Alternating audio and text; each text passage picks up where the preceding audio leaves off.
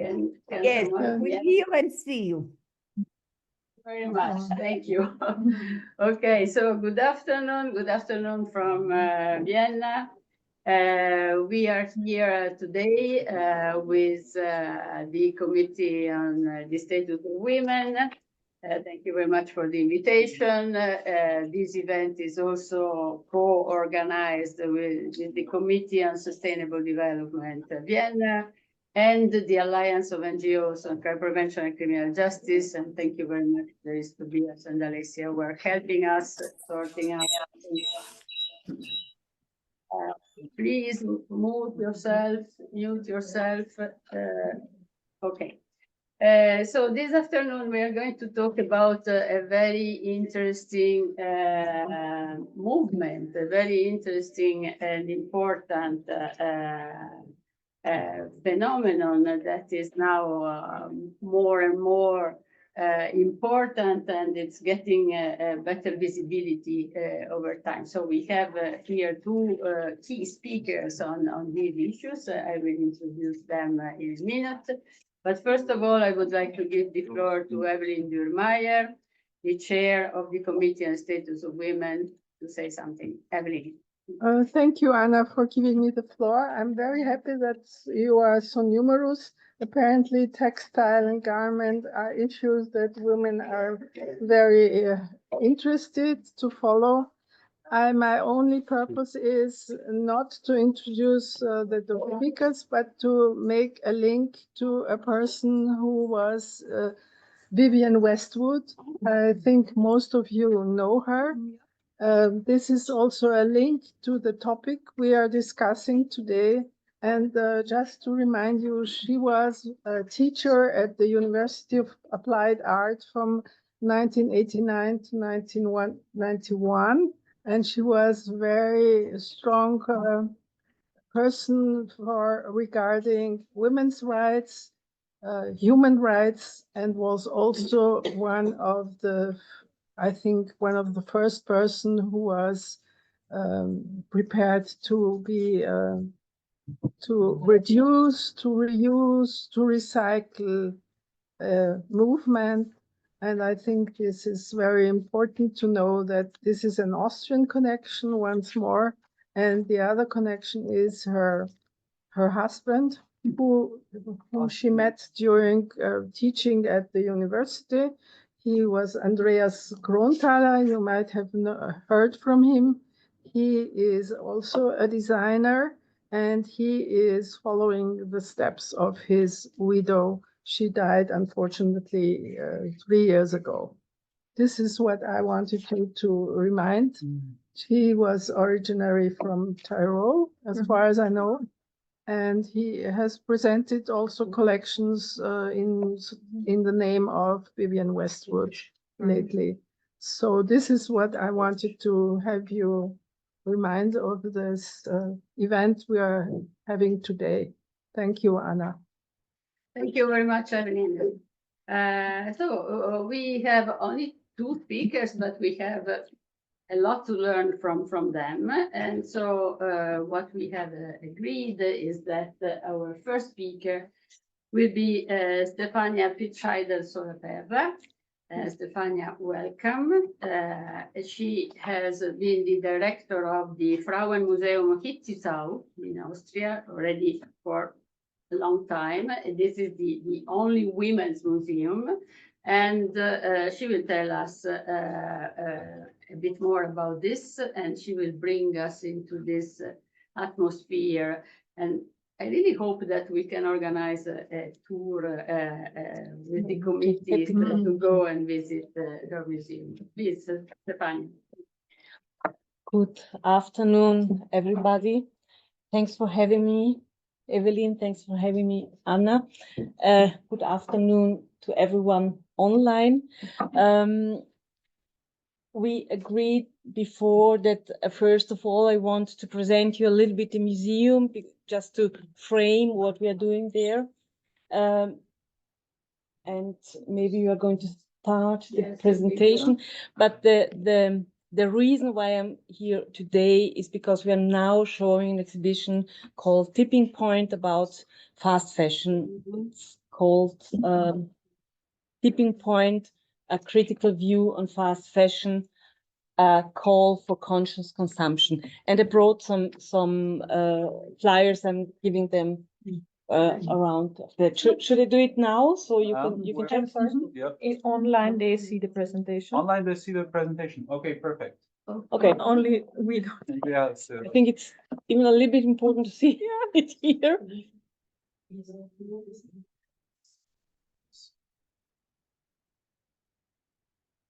If it, yeah. I know it's very loud, but I'm going. Don't move your chair. I just wanted to pick up the flyers. Oh, the flyers. Where? Yeah. Okay. Wow, the flyers. Where One are- second. Sorry. But it's going to be fixed. Yes, I think. right, yeah. Now it's gone. Okay. How do we get? Okay, so, okay, let's try it again. Yeah, and now I don't see the Zoom controls. Now. Okay. Oh, wow. Wow. That- Okay. Yeah. Yoo-hoo. We are online. We are online. Okay, super. I try to sit down without making a lot of noise, but it's okay. Now I try.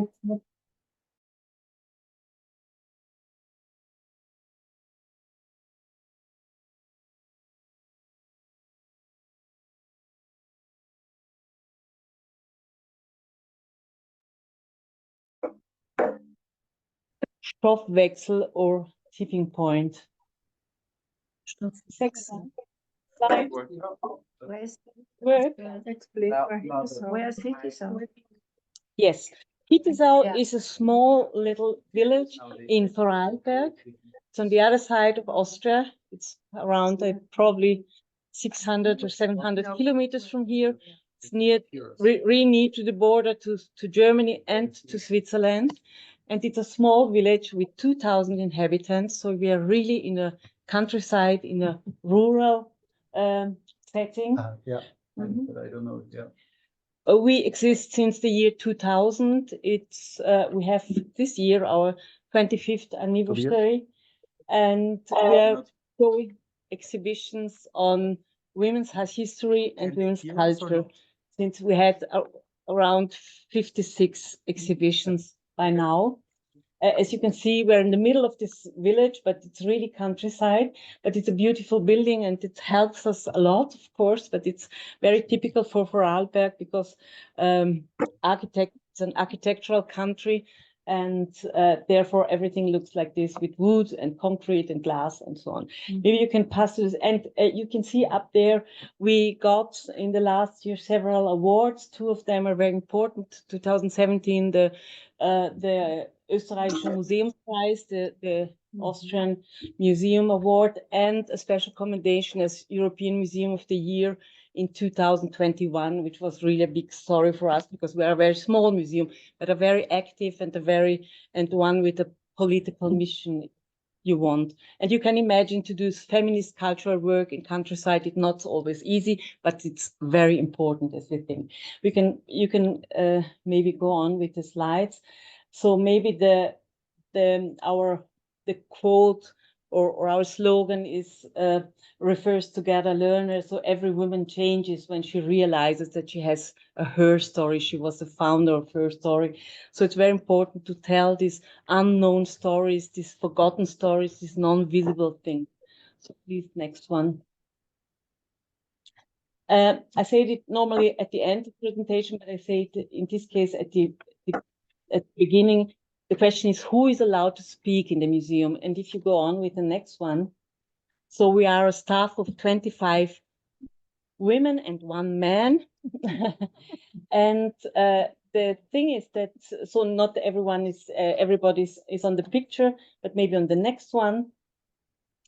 So the youngest is 18, the oldest was died unfortunately a few weeks ago. She worked with us until her 88th birthday.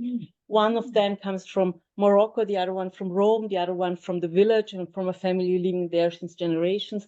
One of them studied gender studies, the other one is a teacher, the other one is a caretaker, the other one is a farmer. But everyone is allowed to speak in the museum, to communicate with the public, and that's very important because it does something with society. Dealing with the situation and history of women all over the world does something, and that's very important because all these women, they have families and they're changing. It's a very patriarchal situation, but they are changing because they are connecting with the situation of women all over the world and in other eras, in other times of history. So please, the next one. And the other thing, it's very important to understand what we are doing in the museum. We have a very collective way to work. So we have these 25 cultural media dresses. They work with us. They are developing the exhibitions together with the office staff. Everyone is invited to speak in public, but we have also very dialogical dimensions. So we are always working with formats like open spaces, like storytelling cafes, like moderated assemblies with children, with elderly people, with experts, but also with the normal public, in order to develop a collective knowledge, not only a curatorial. It's very important to understand that this curatorial work more a moderating work than a authoritarian work, if you want. So the exhibitions we show are very, very different. So maybe next one, please. So for instance, we were working about 100 years International Women's Day. So it's sometimes we mark centenaries or anniversaries. Maybe the next one. In this case, we were working about the women's suffrage in Austria. The next one, please. But we are even dealing with very dark sides of our history. In this case, we had an exhibition about the path to Ravensbrück. It was the Nazi concentration camp for women. And the next one is an exhibition we took from the Jewish Museum in Vienna about the marriages of convenience in exile, because it was very often for Jewish women the only possibility to survive, basically. Next one, please. Sometimes we tell stories of pioneers. In this case, Adelheid Neiger. She was the first licensed women architect in Vorarlberg. Maybe the next one. Or in this case, Susi Weigel. She was a very important illustrator. Maybe you know Das kleine Ich bin ich. And she was absolutely not known. She lived for 40 years in Vorarlberg. No one knew that. So we found all these documents, and it was a very exciting thing. And then the exhibition came to Vienna, to the Wien Museum. But first it was at our museum. So the next one, please. Sometimes we work about circles. So you think circles, it's a very interesting topic. It's surprising, it's layered, it's political, because circus is not only entertainment. Circus was even a space for female autonomy. Very early, even at the beginning of the 19th century, you had women as directors of big circuses. It was nearly impossible outside. So it was a very important even to show this way to access power in another way, if you want. The next one, please. This was an exhibition about Maasai women builders from Olorosokwan. It's a village in Tanzania. They have a really, really high expertise. Oh, sorry. Maybe Oh no. Yes. Mute yourself. Ah, okay. You can restart, okay.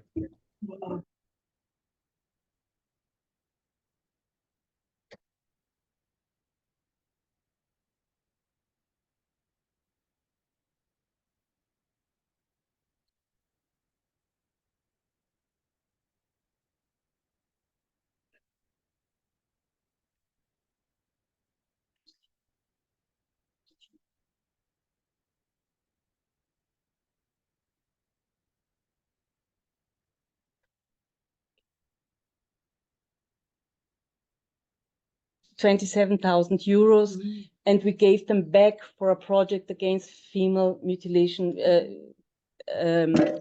female genital mutilation in Tanzania. Not working about them, but working with.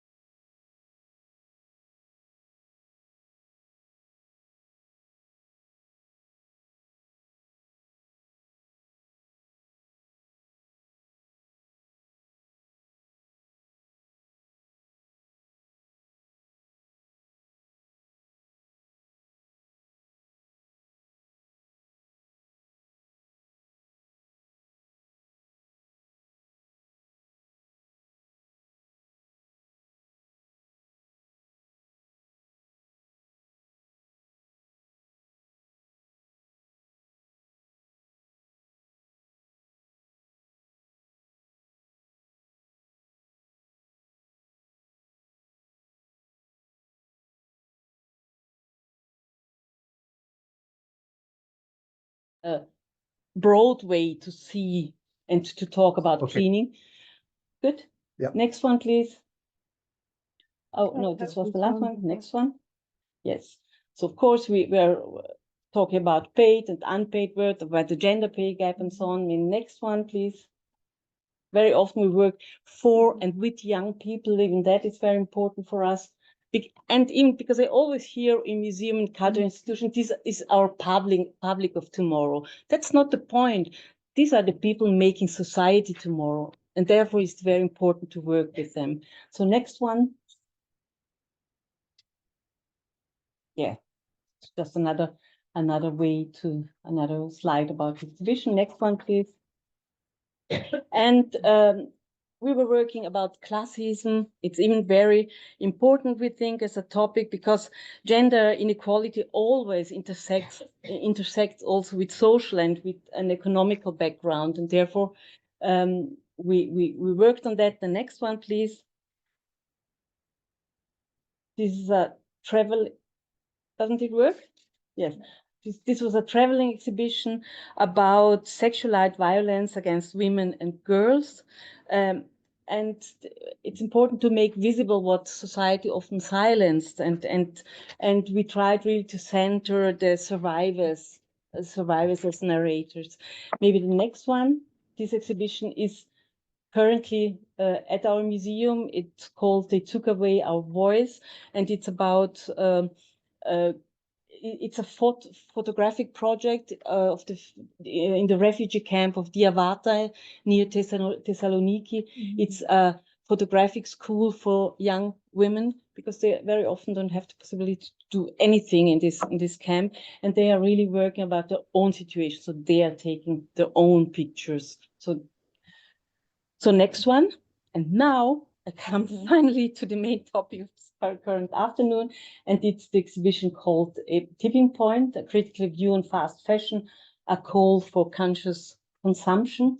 Here you have a picture by, or a video still by I think the video is called Fast Fashion Stories. It's by Martin de Tura. He's a Danish filmmaker, and it's very interesting. Unfortunately, I don't have it here, but you can see it on YouTube if you want. Just a young girl going through the streets of Berlin, and she's really taking off one white T-shirt after the other, and he lets it there. So it tells a lot about fast fashion, and that's what we always try to do. We always show a cultural, historical point of view, but also a lot of art, because artists have another way to see society, to see problems. So they're working really like something really pointing out a special aspect, and therefore it has always a big space in it. We basically took the center of the exhibition was taken by the MAC, the Critical Consumption Exhibition, but we made something at the end pretty different from it, because we added feminist perspectives and artistic positions, several, and even interactive stations. And it's also very important, if you go to a museum, even to have a way to connect the things with yourself and with your own life. So please, next one. Yeah, it's this is Ulrike Köb. She is a photographer. She shows really this big, huge mountains of old clothes. She doesn't say deliberately where it is, because it's not an African problem, it's our problem, and therefore we have to look at it in a different way. So next one, please. Here, by Les Choose Well, that's a T-shirt by Vivienne Westwood. On the right side, on the left side, it's an installation by Sylvie Fleury. I think it's a pretty disgusting installation, in my opinion. I don't like this work at all, but it's there because they are all, so these are luxury bags with, you know, Balenciaga and Acne and Burberry and everything, but they are all full with luxury goods. So they are everything. Some of them are very nice, I would say, but they're part of the artwork. But I think the way it's it's a little bit cynical, and I don't like it, therefore. So next one, please. And we have, of course, in the middle, a lot of historical objects telling this history, cultural history of fashion, but I'm not going deep into it. We can maybe discuss it then. Next slide, please. And of course, we are looking even at the regional situation, because Vorarlberg had a big textile industry, and the very interesting thing, especially in these villages around Hittisau, there have been maybe 60 years where women had really the possibility to earn a lot of money from 1780 till 1840. So it was before of the Industrial Revolution, because they embroidered, and they were able to earn 30 times the amount of a farmer in 1 year. Wow. So that changed somehow society, and I always think that made even the founding of a women's museum, this area, possible, thinkable, because everyone agrees there that women are particularly strong. But on the other hand, they're very, very traditional in the way they see families and they see women. But it's thinkable that women can be really, really strong. So I think it has somehow to do with that. Next one, please. Of course, we have this historical view, but we are also showing alternative strategies, young fashion designers working in another way, making, reusing things, recycling things, upcycling things. Next one, maybe. So however, it's always important even to look at the political dimension of fashion, but I'm not, I think Nadine is talking special about that, and therefore I'm not going into it. So on the right side, you have these paper dresses in the 60s. Yeah. They used to make a lot of paper dresses because they thought, oh, let's put them on and then throw them away because they're not that important. So next one, please. Yes, of course, fashion is always a way to play slogans and we always communicate with the things we wear. We can't not communicate. We know that. So if we like fashion or don't like fashion, if we reuse things or buy everything, everything new from Shein, however, we communicate, and of course, it's also a strategy to use this as a display for communication. Maybe next one.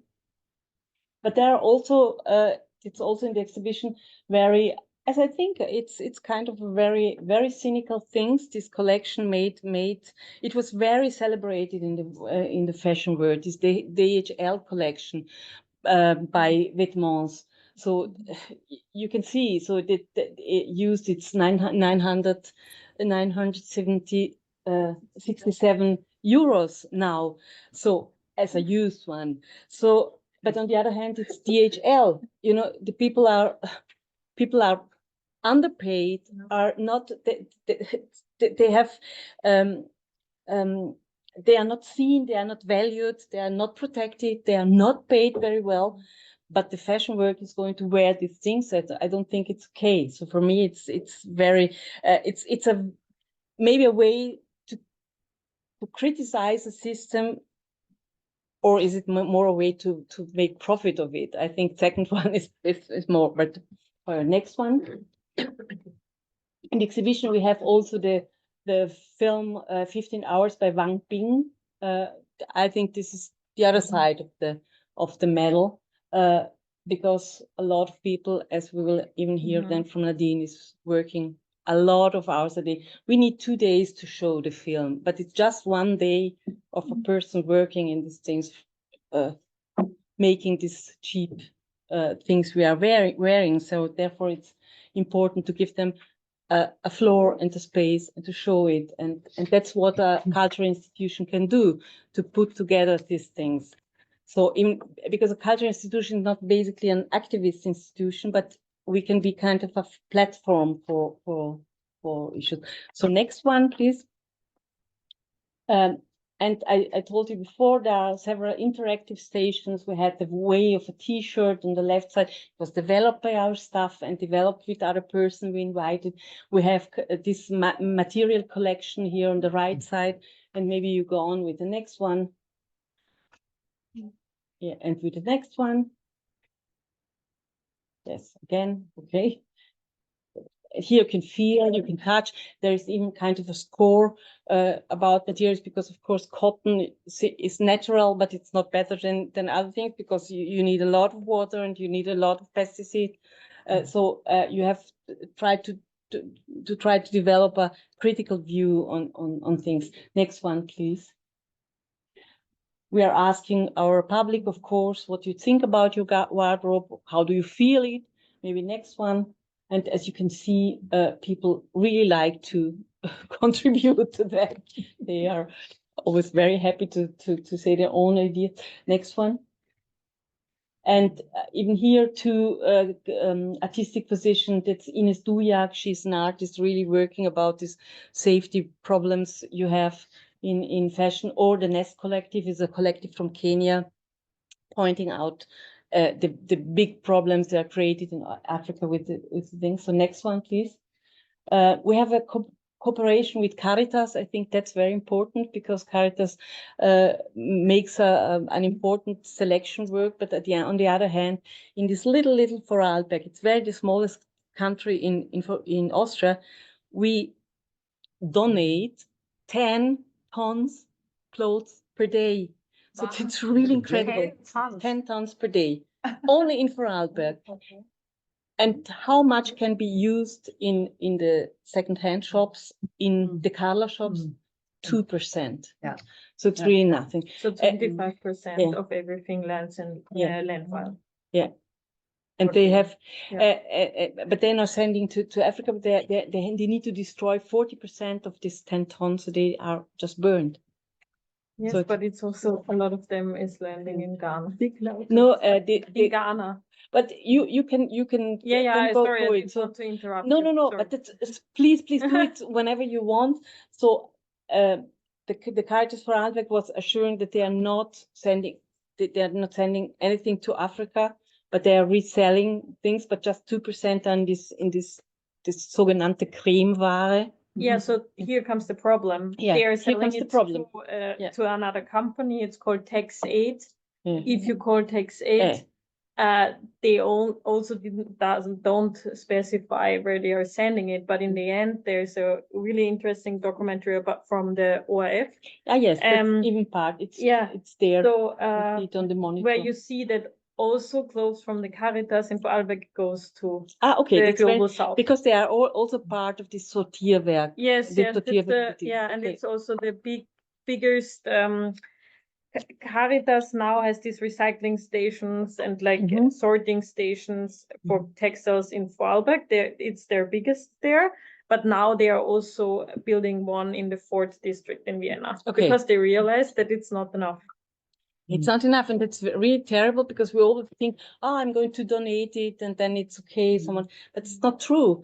So we have to start a lot earlier. We have to buy less, choose well, and make it last, because otherwise we're not going to find a solution. Maybe the next one. So just I'm coming to the end.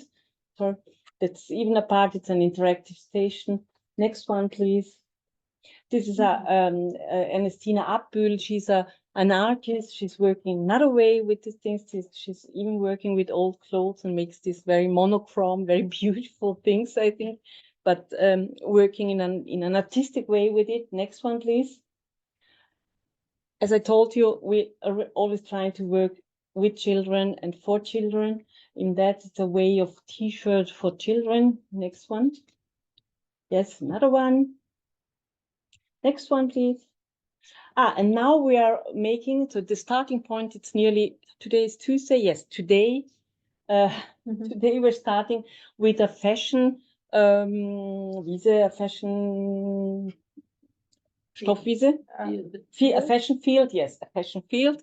And on the left side, we are going to plant plants for fibers to make fabric. And on the right side, on this green field there, we will plant a lot of flowers used for the coloring of the fabric. So if you come in summertime, you will see it in volle Pracht. Next one, please.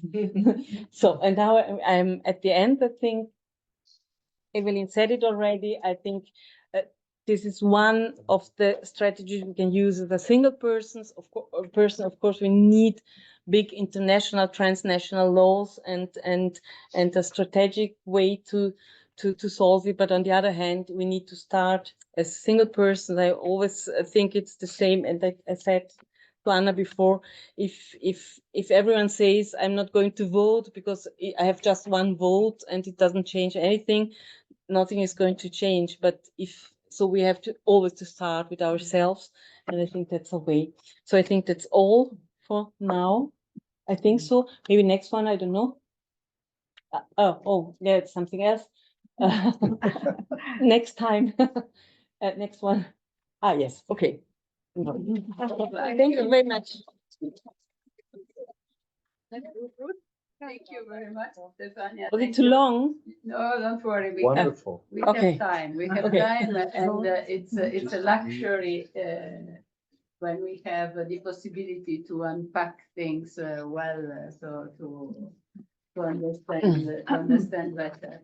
And we will ask questions later. Just before I give the floor to the next speaker, just to remind you that we have online participants that are not only Viennese, that they come from also from far away.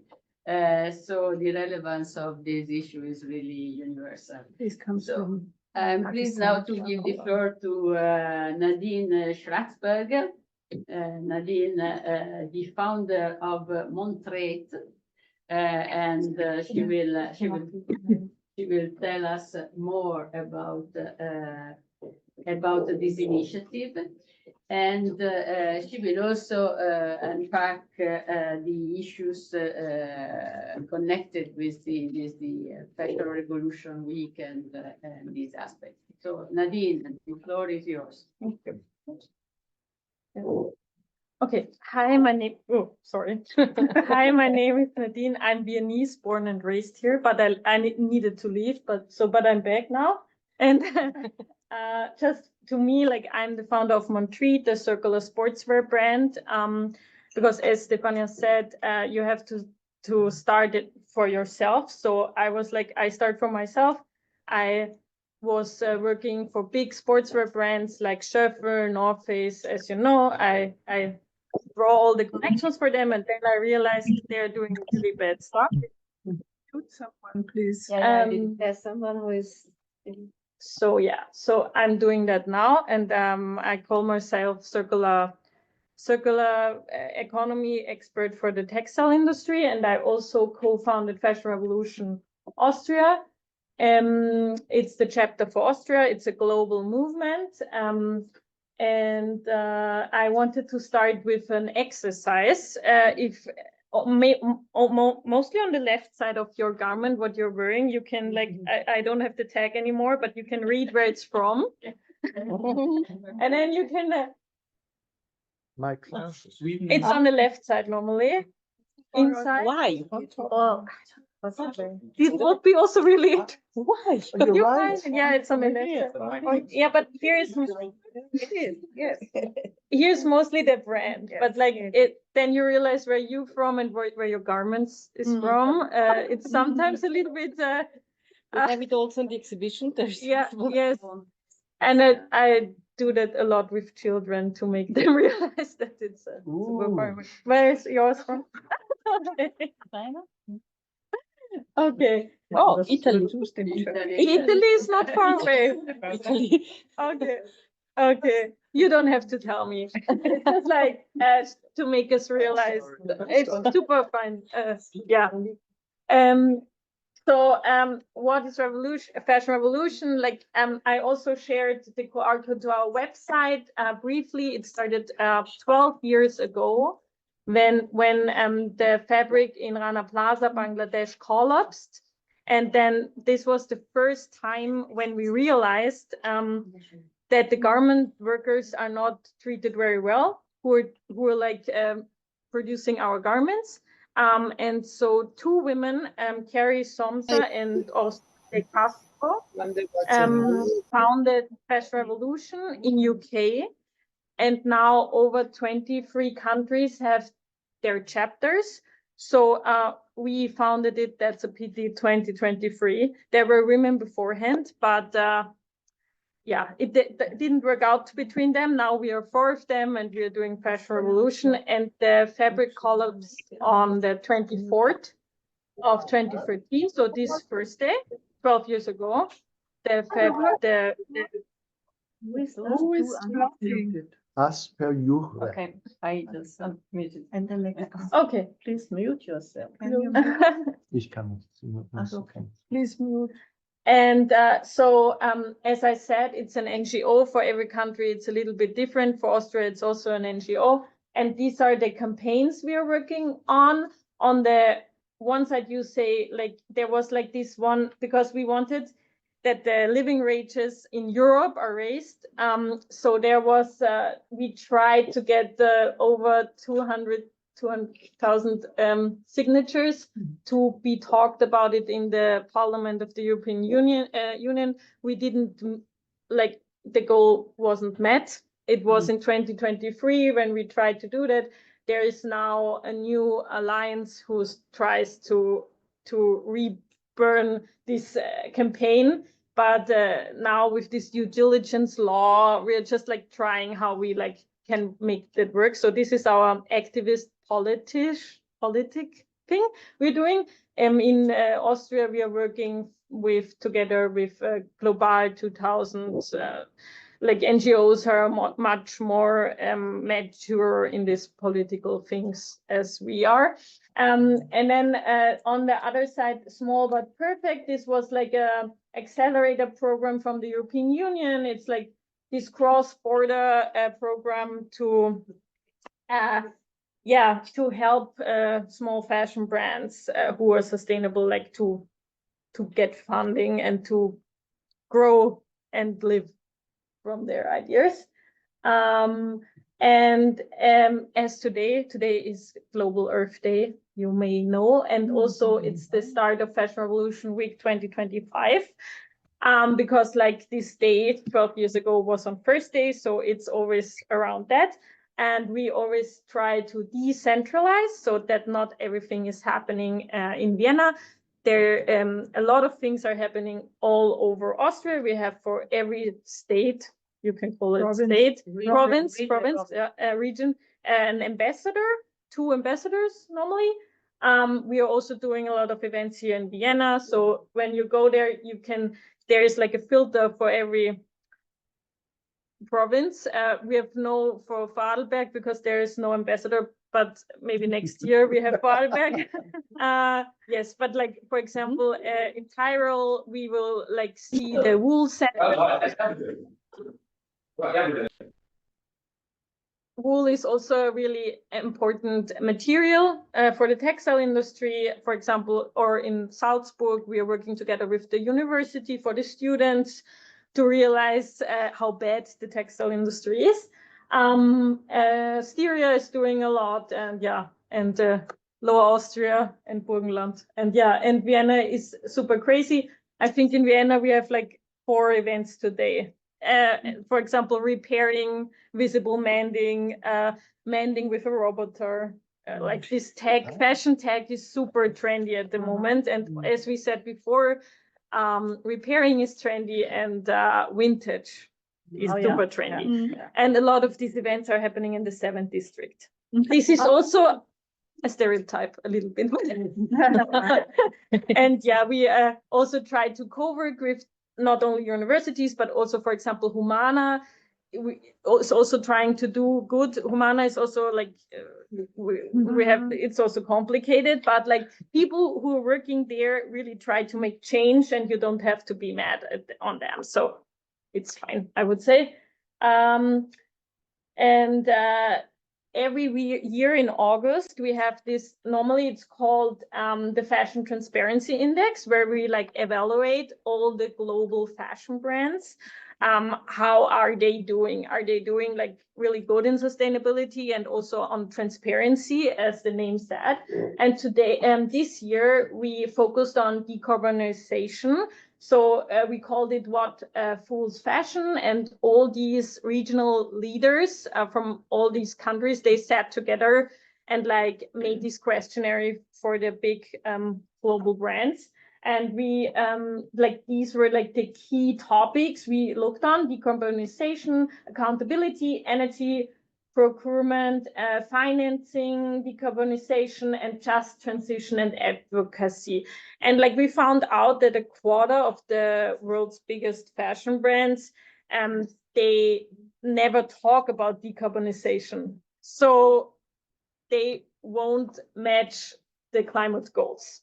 And they also like finance carbonization in a way. And also this so-called sustainable cloth is made out of fossil fuel. So also the word sustainability, as we know from the Green Deal, from the European Union, like we can't use it anymore. Like it's a trend word. It's like greenwashing. It's a marketing word.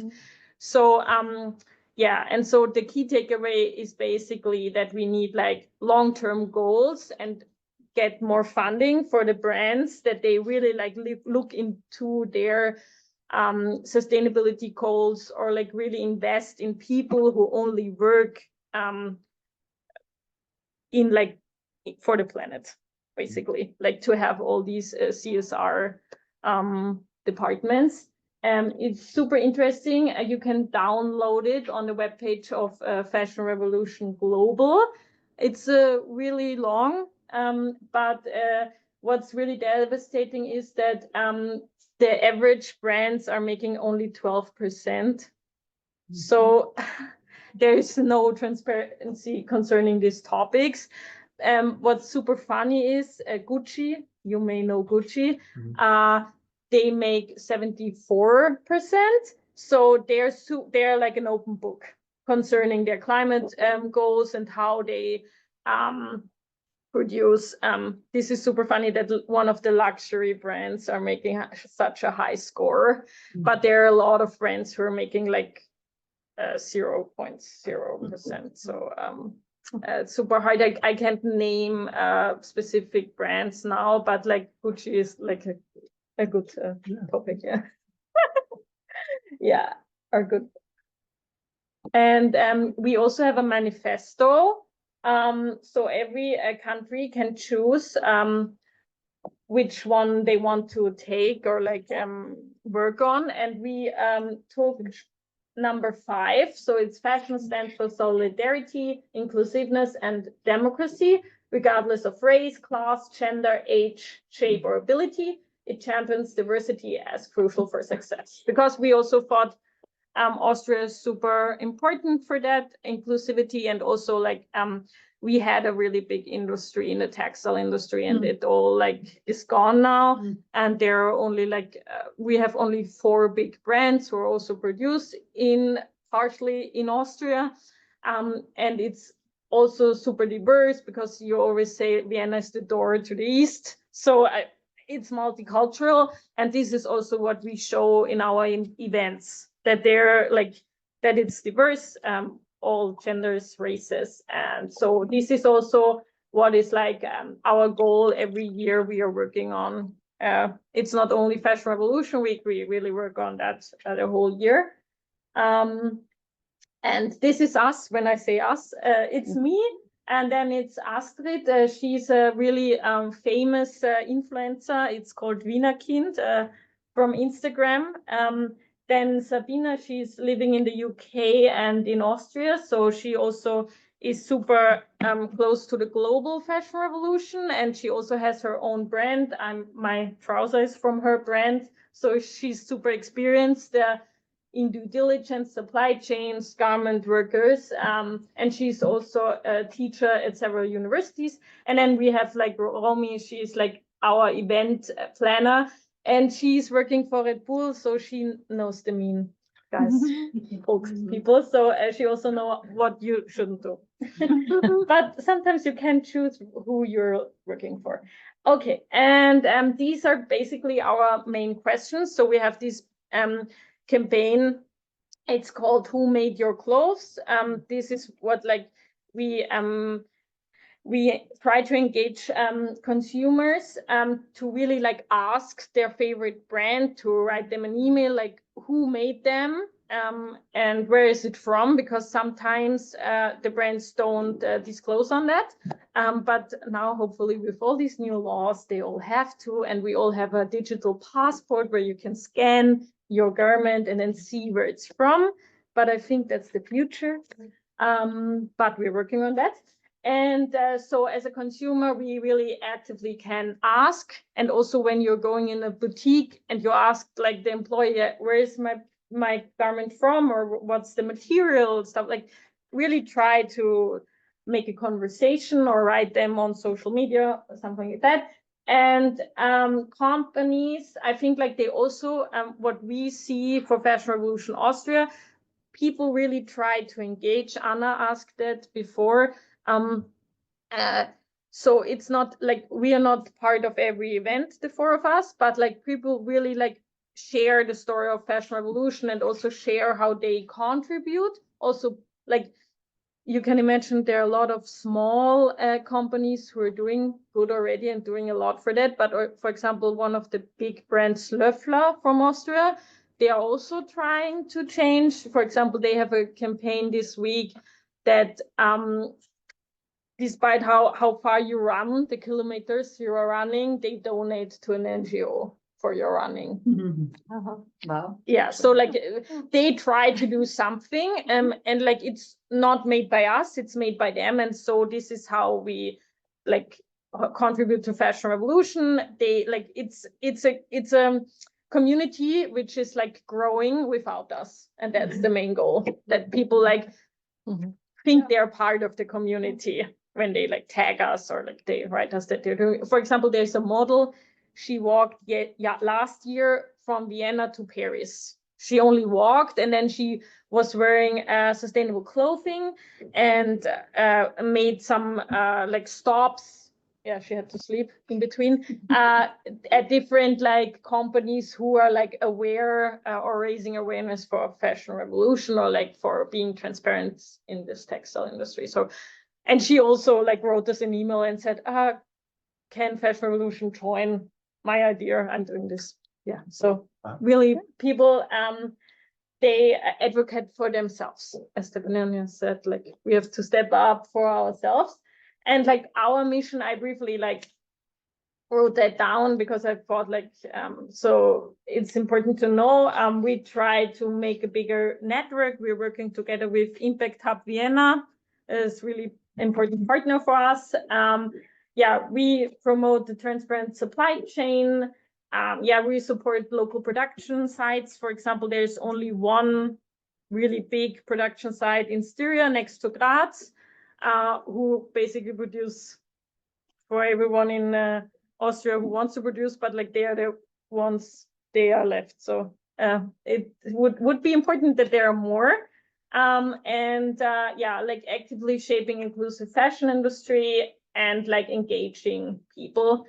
This Thursday we have like an own event, and we call that Stammtisch, where we really try to engage people and that people like talk to each other, and we want to do that every quarter the year, around the year.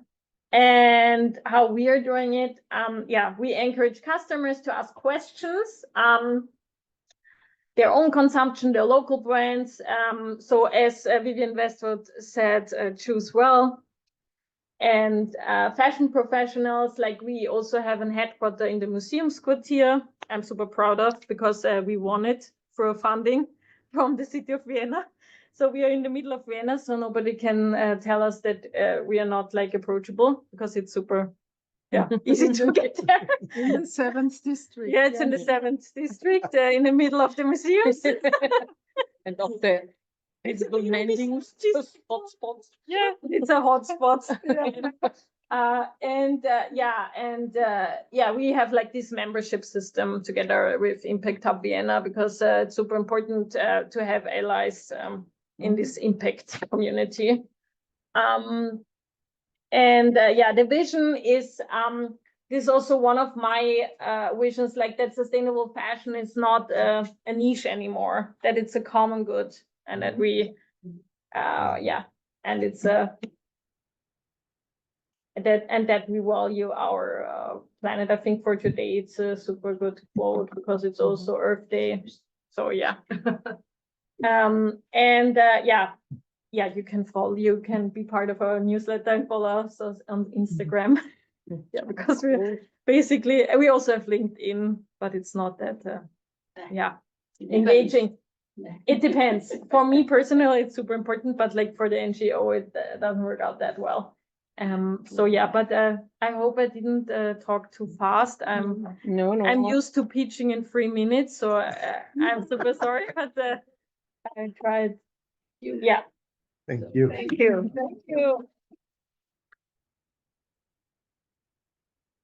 Thank you very much, Nadine. As I said before, it's a luxury. We have time, and so we made a good use of your experience, and we got really two very, very interesting presentations. I hope that the participants will manage to see us. Can you see the room? No. No? Oh, something is coming from the top. Maybe it's the cable. Can you just check the cable? May I unplug the... Yes.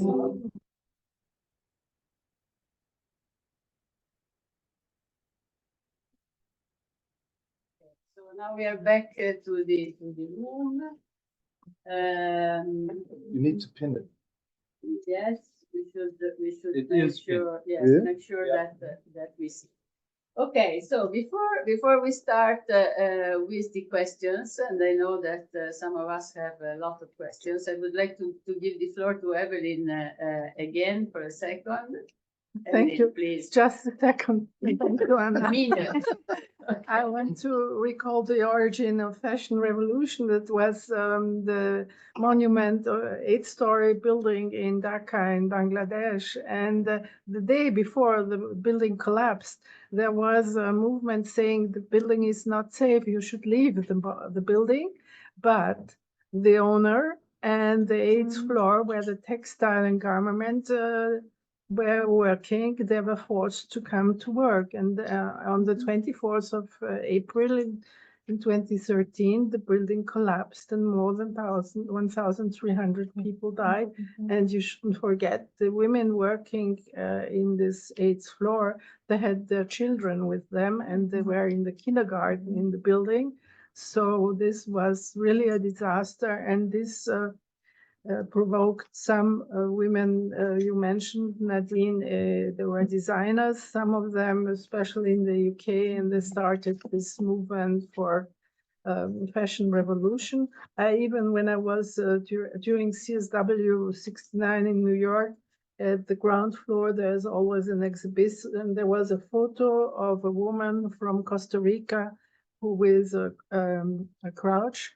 She was also saying women rights human rights, and she was from Fashion Revolution Costa Rica, for instance.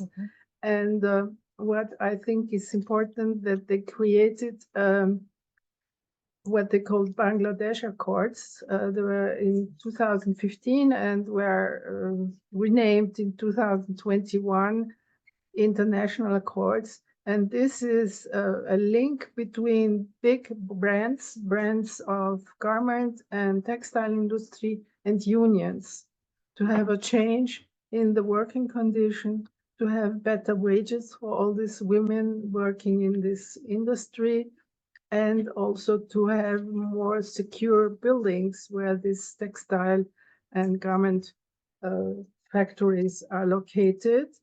And we have in Austria only 2 brands that are members of this international accords. One is called Aldi South, and the other one it's an abbreviation. I don't know exactly what they are. It's mysterious. So you see, there is still also on this side a lot of work to do. And as I proposed, we could have a follow-up of this event, also with our speakers, of course, and we could also have a more deeper conversation or survey from researchers who, when we were last time in Öfte, we know that they did research on the global supply chain and also on they did one woman, Cornelia Staritz, did research 2017 on the building and on the textile industry in Bangladesh. And we have also cases now at courts dealing with this issue. There is, for instance, KIK in Germany. The case is still going on. And we might have someone who is dealing with this case from the European Center of Constitutional Rights in Berlin, and also cases of women from Bangladesh who survived this disaster and were fighting in courts for their rights. So this might be a follow-up in October, if I'm right. We fixed already a date, just for your information. Thank you very much, Evelyn. So we have a suggestion for a follow-up event, and this is also the context in which we may wish to ask questions. Here in Vienna, we have a strong crime prevention and criminal justice approach, but we also have UNIDO, we also have the environmental program of the UN. And so we have a number of entry points in getting into a dialogue with the states, because we have the privilege here of having the diplomatic representations to the UN. And so if there is an important issue, it is important to bring it to their attention. So I would like to open the floor also online. Please don't be shy. We have Alessia who will help in understanding if someone wants to ask a question. So who wants to be the first? Anybody in the room or online?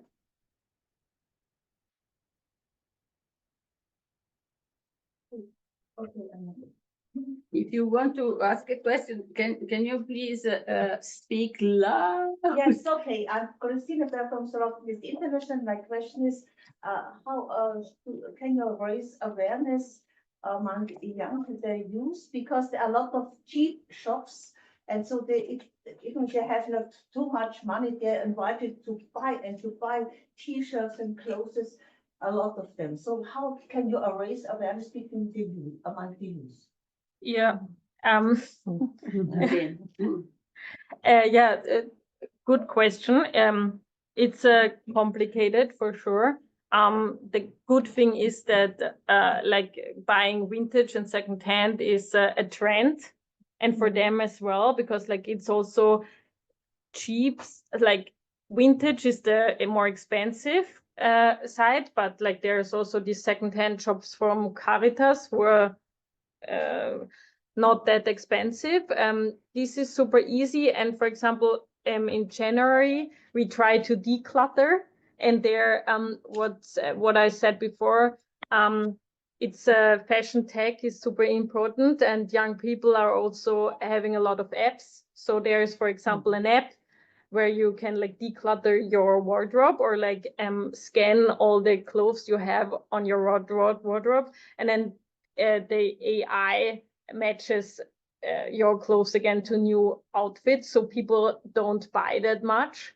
So like it's something like it's an example. It's still, we're living in this society where like we say it makes you happy when you buy something new. That's still bad, I know. But we underestimate these young people. They are well aware how bad the textile industry is, and they are trying. But it's super hard because we have like all these online things where like people tell them that they have like to buy something new. But on the other hand side, there are a lot of influencers. Also TikTok is super bad, but people are watching TikTok. That's another thing. But there are a lot of influencers who really like explain people mix and match your stuff from your wardrobe, or like go secondhand shopping. There's no good answer to this question, but we are trying. And on the other hand side, France, the French government is much more better than the Austrian government concerning this, because fashion is a cultural heritage to French people instead of Austrian. So there we also have more laws, and for example, Shein has to pay more taxes if they sell their clothing, and I think this also makes it more expensive, so people don't buy it anymore. But yeah, it's hard, complicated. But I see also a lot of hope in young people, because they're changing their minds. So I think it's problematic to say young people are buying this kind of stuff. It's complicated, even if, because there is kind of a democratization of fashion in making it very cheap, because very often they are copying the big brands, and they're but I see, as you say, even a changing in younger people, and I think we have to strengthen the hope that the change is possible. Yes, and also the parents are a problem. Yeah, and so sorry to say that, but like parents, of course. And like I think also, for example, I'm also an influence to my network, and also my friends are going to I don't know, H&M and all these other brands. But like I'm, however, try to influence them and say, you know, like, Of course. yeah, It's so complicated. yeah, and it's a step But, by step. Maybe as a follow-up to this, what happens is that kids at school, they look at each other's labels, and there is competition, you know, sometimes. So who has the most expensive one? So at least in Italy, this is what No, it's happening here too. Don't you worry. Yes, but no, but I think that of course the issue of youth is a very important point, and it connects to this that we discussed before. What can we do on a day-by-day basis? And for me, being a newcomer to this issue, is it's a bit.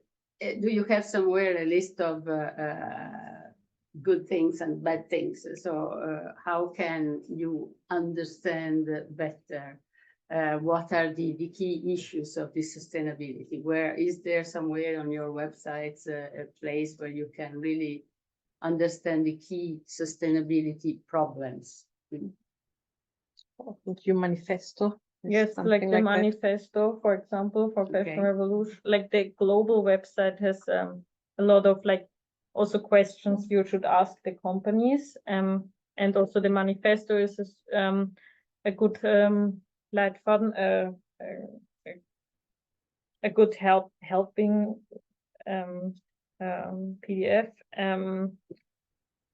Yeah, but like it's also super complicated because there are a lot of certificates out there for being sustainable or like using sustainable materials, and it's also super hard for the person itself to understand which certificate certifies what.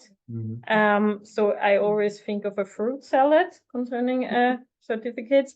So I think it would be also much more better if there would be a certificate for the European Union. Or for example, there's also certified, Germany has like the Blue Angel, which certifies tech things, but also textile products. So it would be more beneficial if there would be one certificate who like explains everything. We don't have that. Yeah, it's yeah, This is a good point. it's a really good And point. again, we are here at the United Nations, that is Yeah, big. So the issue of standardization of these certifications may be a point that we may bring to the attention. that's super good. But I think also the global sustainability goals, a lot of fashion brands are focused on them. I myself also focus on them, and I think it's also super important, or also the ESGs beforehand. Like I really, and we also say that also during Fashion Revolution Week that these sustainability goals are like part of the path to being sustainable. But the other question is, what means sustainability? It's like a buzzword, and for everyone it means something different. It also means being social or being inclusive. It's such a broad word, like, yeah, there's no end and no start and no end. So yeah. But if we are conscious about even the big dimension of the problem, we can start wherever we can. Yeah. So it was even when developing the exhibition, a question we posed to ourselves. We don't want to make an exhibition just pointing out that you're doing everything wrong, but even to say, what can you do as a single person? How can you do? And what is slow fashion compared to fast fashion? What points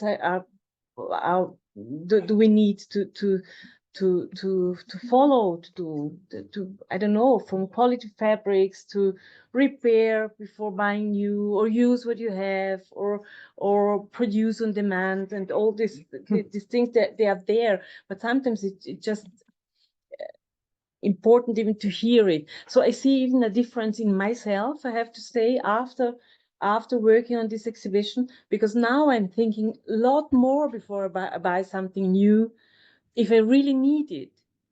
And that doesn't mean that I didn't buy anything since then, but I did it with a lot of passion conscious, and I did it maybe in a different way. I was really thinking twice before doing it, and I think if this is a little step you can take out when you're going out of an event of you or an exhibition like ours, it's a little thing on a changing path. Yeah. That's important. I think we have, it was, okay, please, your question and then. No, it's you, yes. There's also a problem with the mail order companies. If you buy something and it doesn't fit and you send it back, then they throw it away. They don't use it anymore. Yes. And I think that's a big problem. And that's why I don't order anything Yeah, anymore. I never buy online. There is also a super interesting documentary about this. It's called The Sneaker Problem. There were like activists who like bought from this super big e-commerce brand in Germany. You maybe know the name. And then they bought like these backpacks, and then they sent it back, and they tagged it with like this key tag Apple is using. I don't know, like where you can find again. And then Luggage. the luggage Like a- tags, like yeah. and So then you could they put it in there, and then like they saw on their computer where it traveled. yeah. And Wow. Nigeria. no, it travels all over Europe, and then like then they realize that they are in a big truck. The products are in a big truck, and then they realized that it's much more cheaper to let them travel around Europe instead of having them in like one place, because it stores that because it's cheaper, because then they don't have to pay rent for the storage. It's and then they saw that the truck was staying 2 weeks in Poland, and then like next country. It's a really interesting documentary, but like I understand what you mean. There are also startups concerning that issue by sending back.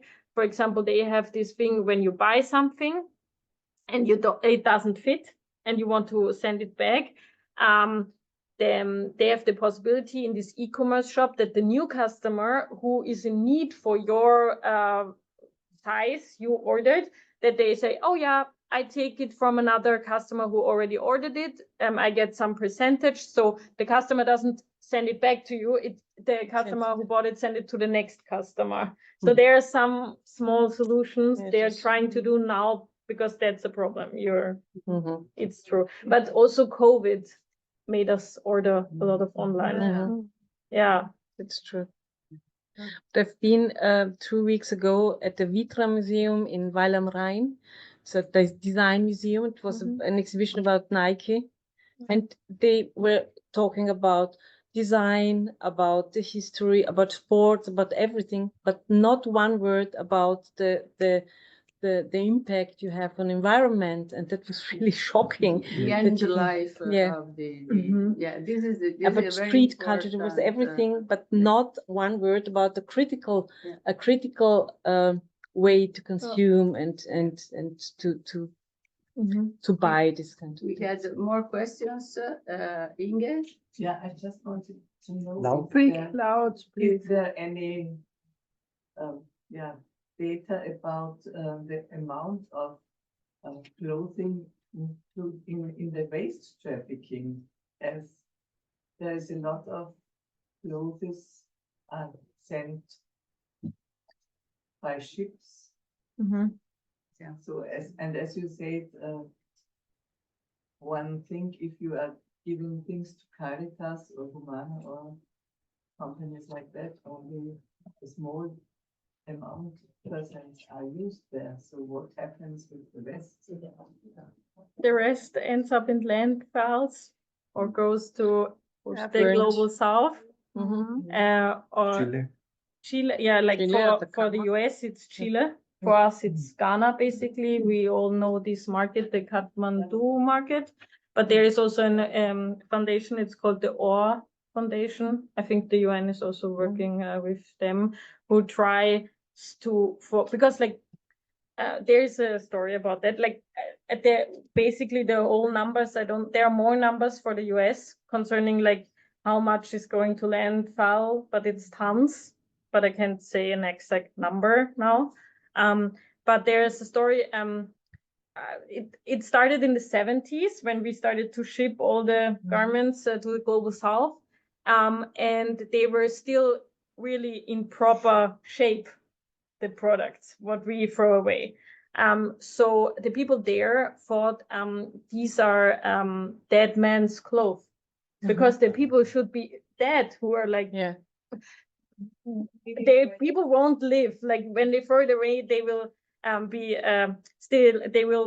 they died. So they called them dead man's white cloth, and there is an Austrian artist who's He's also in the exhibition. He's also in this exhibition, because like we were part of the exhibition at MAC.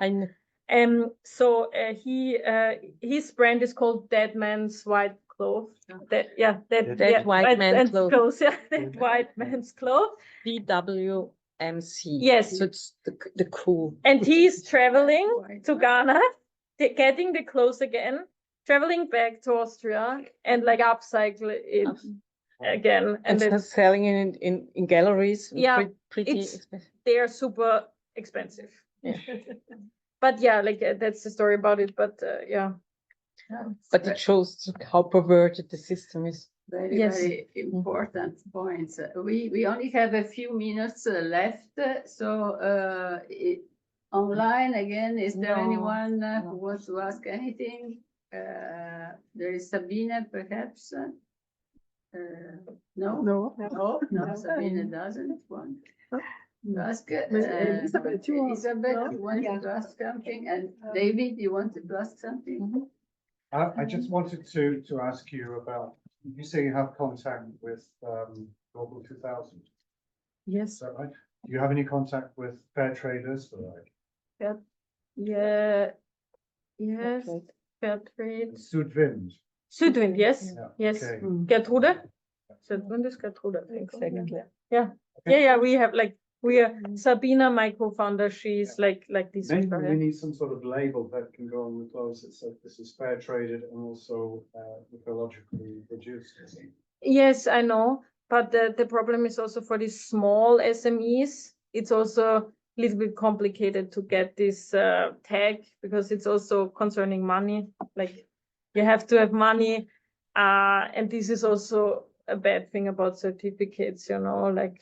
The other point I wanted to make was that for some people, they change their clothes because they either lose weight or gain weight.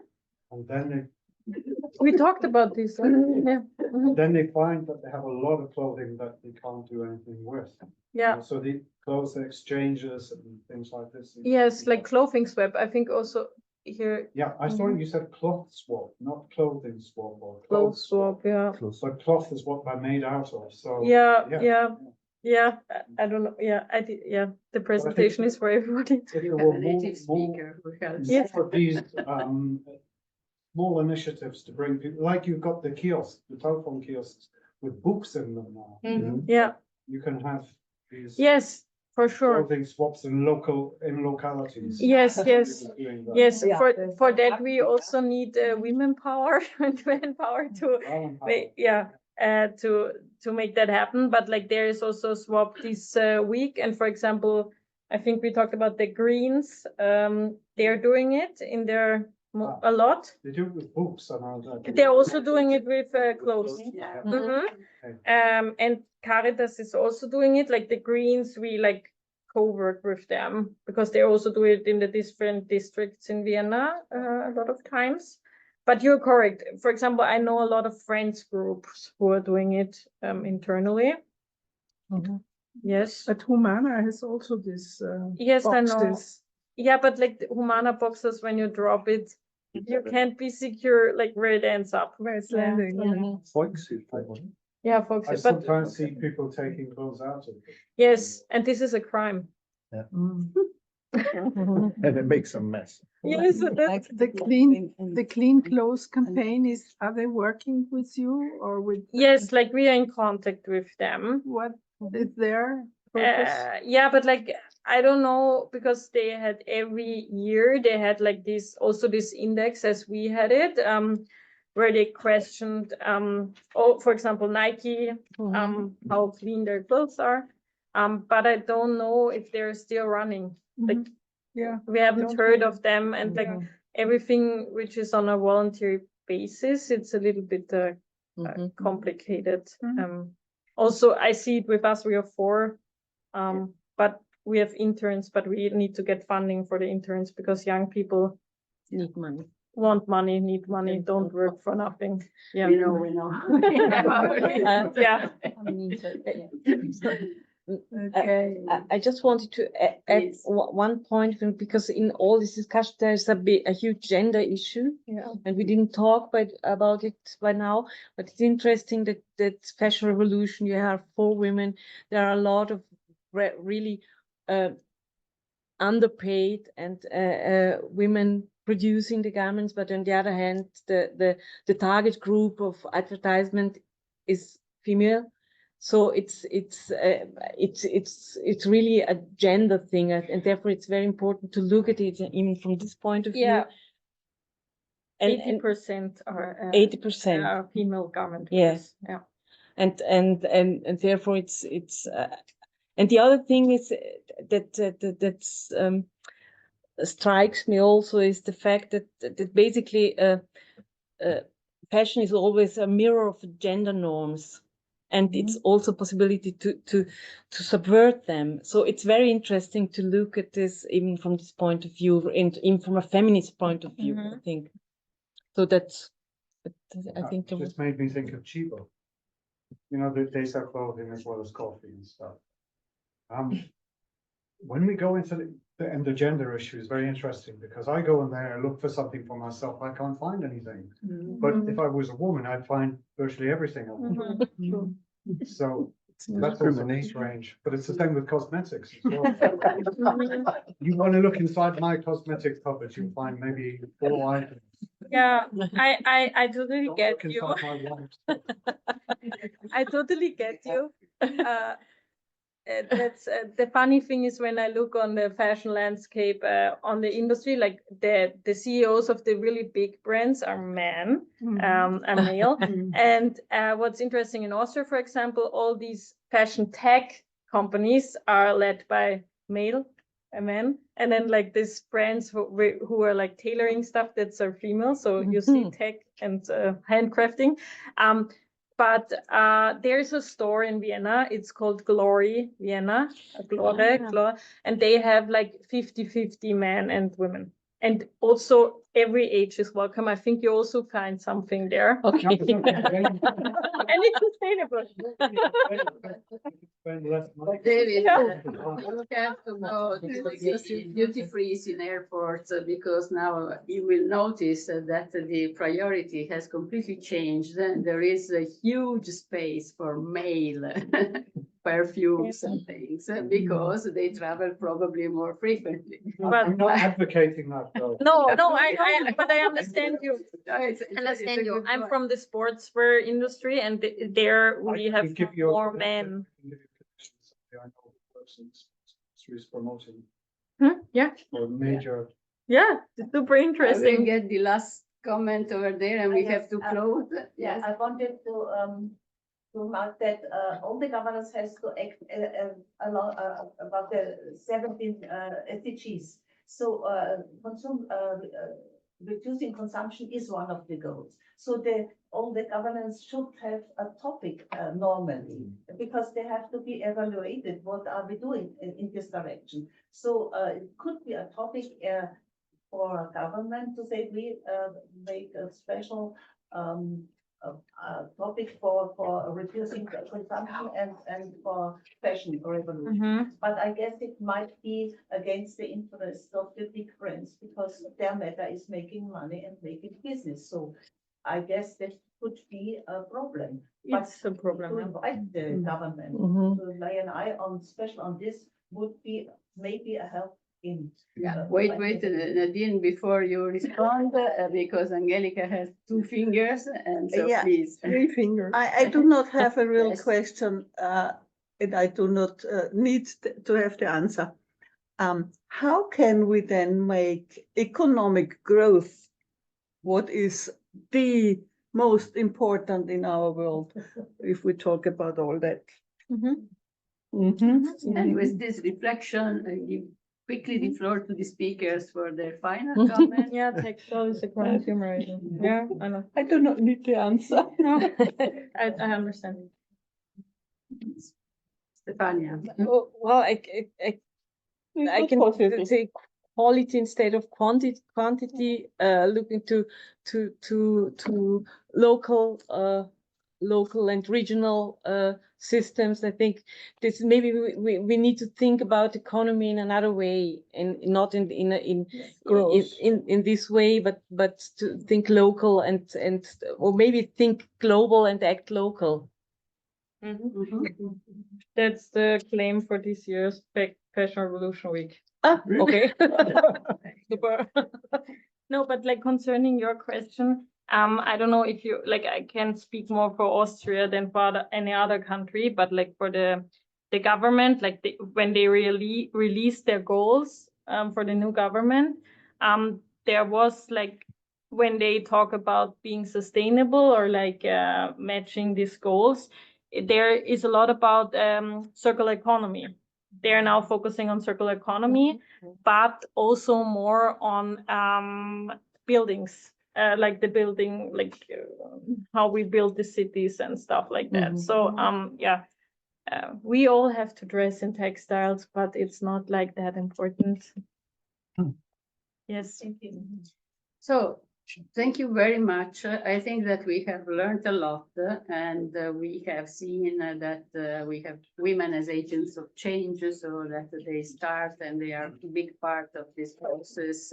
So we hope that this is something that can generate further awareness, that we can have a series of events. I think that Evelyn was taking note of various possible follow-up initiatives. Told us that Gucci, that is a luxury brand, is very transparent, and maybe that is a partial response to the question about economic growth, because after all, if even luxury brands can do things right, maybe there is a possibility to make some money out of this and guarantee some good prospects for many people.